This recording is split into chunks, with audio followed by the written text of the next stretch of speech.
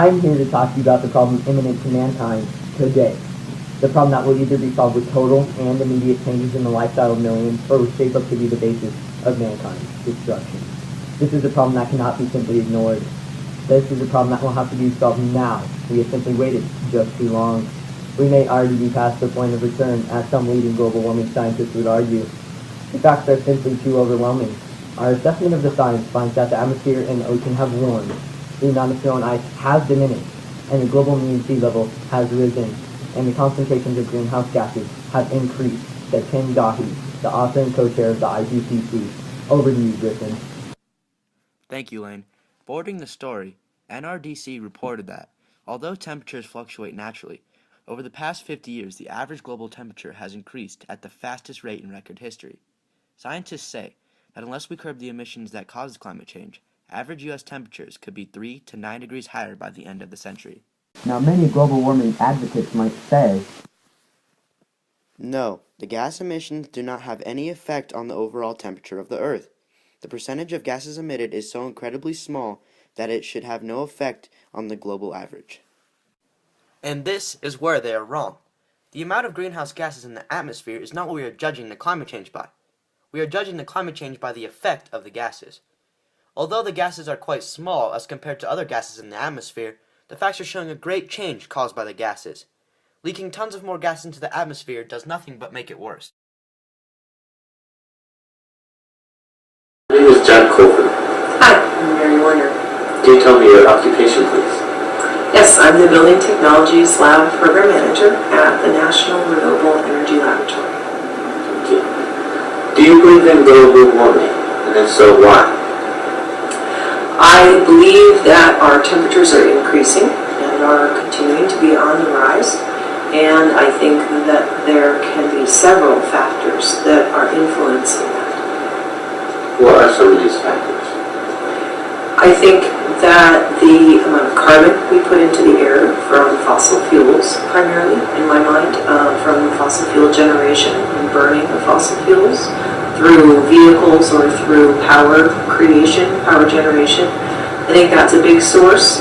I think that pollution in general, from manufacturing, from different products we're making, from synthetics that we're creating, we are putting more emissions into the air today than we ever have before from lots of different sources. And so pointing to a single one saying that's the cause, I don't think we have that answer, but I think there are many contributors right now. Since the rise has been even more concerning, it has gone from about 0.54% to more of 2%. Do you think this is high enough that we should be concerned? Do you think this is at a dangerous level? I think we certainly should be concerned. I think if we look at what we have done to the environment in the last 100 years, if you think about it from a footprint standpoint, you can clearly see our footprint as a society in the environment in the last 100 years. Our amount of emissions and carbon that we're putting into the air continues to rise. Despite efforts to try to reduce, we aren't even able to plateau in most areas. With the population increasing, with new emerging countries growing and using and becoming industrialized, countries like India and China, their energy usage is increasing every single year by large amounts. The amount of vehicles in those countries is increasing every year by large amounts. And so we're not balanced. We're not at a plateau state yet. The amount of emissions we're putting into the air and pollution we're putting into the air is not being offset by other factors to be able to maintain a balanced environment. How much longer do you think we have, per se? How much more pollution until it becomes a risk for us? I think we're seeing it already. The number of natural disasters, while we can't pinpoint, why do we have hurricanes? Why do we have tornadoes? We can't necessarily say exactly why those things are happening, but we know they're weather related. We know they're environmental We know that they're increasing. The number each year and the magnitude each year is increasing. It has been for the last 10, 20 years. We spend more on natural disaster cleanup today than we ever have before.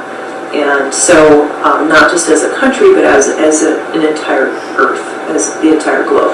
So, we see these things and we see these results. Can we pinpoint exactly why they're happening?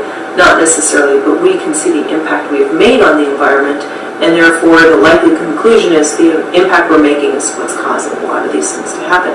So, are we at a critical point?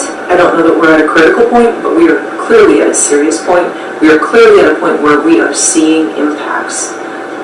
My fear is that we are not going to realize we are at a critical point until it's too late, and it will be impossible to undo.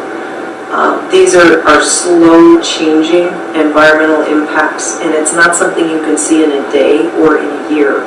So once we're at that point, and it's not something we can undo in a day or a year either. So once we get to that critical point, it's going to take us years to undo it. And the damage that could be caused in those years could be very difficult to overcome. Thank you, global warming scientist Mrs. Colvin and reporter Jack for showing us how even more clear the cause of global warming is. The trend, my friends, is simply clear and unmistakable. The planet's temperature is in fact rising. Live Science recently reported that in the northern hemisphere alone, from 1983 to 2012, was likely the warmest 30-year period of the past 1,400 years. Each of the last 3 decades has been successfully warmer at the Earth's surface than any preceding decade since 1850. The atmospheric concentrations of carbon dioxide, methane, and nitrous oxide have increased to levels unprecedented at least the last 800,000 years. Back to you, Lane. Take a moment to think about this. Every one of the past 35 years has been warmer than the 20th century average. The 12 warmest years on record have all occurred since 1998. 2012 was the hottest year ever recorded for the contiguous United States. There's absolutely no coincidence about this. This is being caused by human overloading of carbon dioxide as well as other gases into the atmosphere. These gases trap heat and steadily drive up the planet's temperature. Now where are these gases coming from? From the fossil fuel burning us humans do every day. The burning of coal, natural gas, and oil. As an addition, the loss of forestry, the deforestation in the tropics lowers the amount of natural recycling of these harmful gases. Global warming. Within the scientific community, there is no debate. An overwhelming majority of climate change scientists agree that global warming is not only happening, but is being caused by human activities. According to the UCS USA, this broad consensus and extensive scientific evidence that supports it is often downplayed and distorted by a small but vocal minority of special interests that have a vested interest in delaying action on climate change. The reason they want to deep fry the population of the Earth and our own gas emissions is unclear. But the only thing we can do is forward the cause to regulate the harmful emissions and take an individual stance in changing your own lifestyle. Changing a few choices you make on a daily basis can ultimately change man's fate. It is our fight to fight.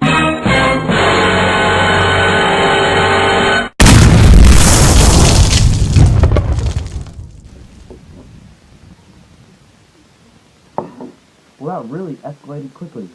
I think I speak for all of us here when I said, stay classy, Colorado.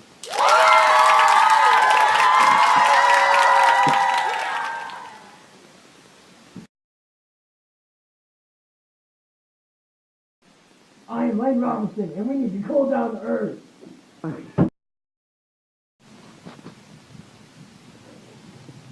I'm Kevin Yavak.